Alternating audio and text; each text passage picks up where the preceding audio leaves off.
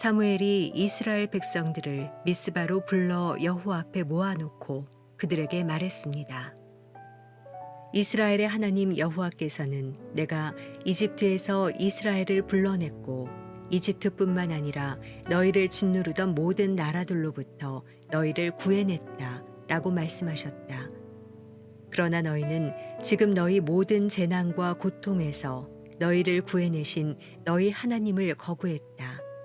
그러고는 안 되겠습니다. 우리에게 왕을 세워주십시오 라고 했다. 그러니 이제 너희는 지파와 가족별로 여호와 앞에 나아오라.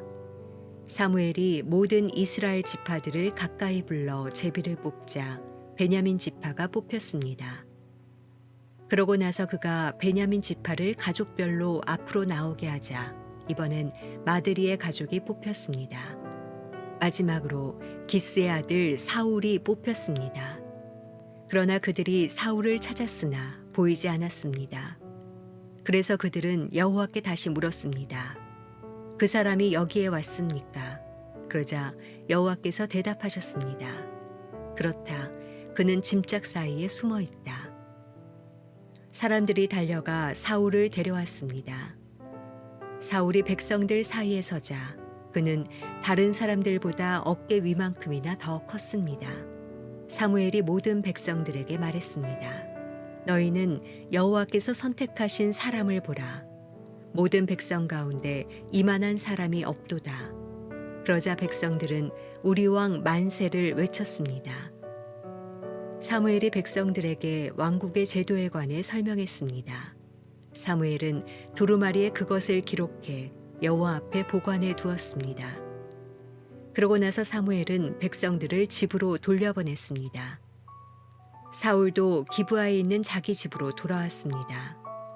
하나님께서 마음을 감동시키신 용사들은 그와 동행했지만 몇몇 못된 사람들은 저 사람이 어떻게 우리를 구원하겠느냐 하고 사울을 무시하며 아무 예물도 가져오지 않았습니다.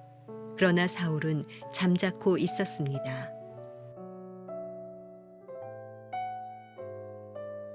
월요일 아침 하나님의 말씀을 함께 나누기 원합니다. 한 주간의 첫날 우리에게 주시는 말씀은 사무엘상 10장 17절에서 27절까지의 말씀입니다. 지난 주말 우리가 함께 내용을 통해서 본 것처럼 이스라엘 백성은 하나님 앞에 왕을 요구합니다. 그리고 하나님께서는 하나님의 섭리대로 그들에게 사울이라는 사람을 세워 그들의 왕으로 세워주십니다. 오늘 우리가 나눈 이 장면의 내용은 사무엘을 통해서 하나님께서 어떻게 사울을 이스라엘 백성 앞에 세우시는지를 우리에게 구체적으로 보여주십니다. 그런데 그보다 앞서 사무엘은 백성들 앞에서 이렇게 이야기합니다. 하나님께서 이스라엘 백성을 모든 나라로부터 또한 고난과 고통으로부터 구해내셨음에도 불구하고 이스라엘은 구원하신 하나님을 거부했다. 오히려 하나님 앞에 왕을 요구했다라고 질책성의 말을 그들에게 전합니다. 그런데 그럼에도 불구하고 하나님께서는 이스라엘에게 그들이 원하는 왕을 허락하십니다. 이 장면을 보면서 굉장히 마음에 답답함을 느꼈습니다. 어찌 이처럼 하나님의 놀라운 은혜를 망각하고 또 자신의 인간적인 요구를 하나님 앞에 드릴 수 있을까라는 생각 때문에 말입니다. 그러나 이내 곧 생각이 바뀌는 것을 경험했습니다. 왜냐하면 저에게도 그러한 경험이 있기 때문에 그렇습니다. 우리는 늘 우리가 간절할 때 하나님 앞에 매달리고 또 하나님께서 그것에 대해서 응답할 때는 하나님의 은혜에 감사하고 또 감격하고 또 기뻐하지만 이내 곧 일상의 삶에서는 그것을 망각하고 다시금 하나님 앞에 나아가 요구하고 때로는 원망하고 의심할 때가 있었기 때문입니다. 이스라엘 백성들이나 저의 모습이나 별반 다르지 않은 것 같습니다. 그런 그들에게 하나님께서는 왕을 허락하십니다. 왜일까요? 그것이 가장 최선의 방법이 아니라 그들이 하나님을 떠나 다른 곁길로 가지 않도록 하시는 어떻게 보면 최후의 방법이기 때문에 그렇습니다. 그래서 오늘도 사무엘을 통해서 백성들 앞에서 최초의 왕 사울이 어떻게 뽑히는지를 보여주십니다. 하나님의 방법대로 말입니다. 제비를 뽑아 결국 사울이라는 인물이 뽑히게 됩니다. 그리고 사무엘은 그를 백성들 앞에 세우고 이렇게 말합니다. 너희는 여호와께서 선택하신 사람을 보라. 모든 백성 가운데 이만한 사람이 없도다 라고 말입니다. 이에 대해 백성은 환호합니다. 소리를 쳐서 사울을 환대합니다. 우리의 모습 속에도 그러한 연약함이 있음을 고백합니다. 우리는 늘 우리의 삶에서 하나님이 우리를 구원하셨다는 사실을 믿고 의지하며 살아가야 합니다.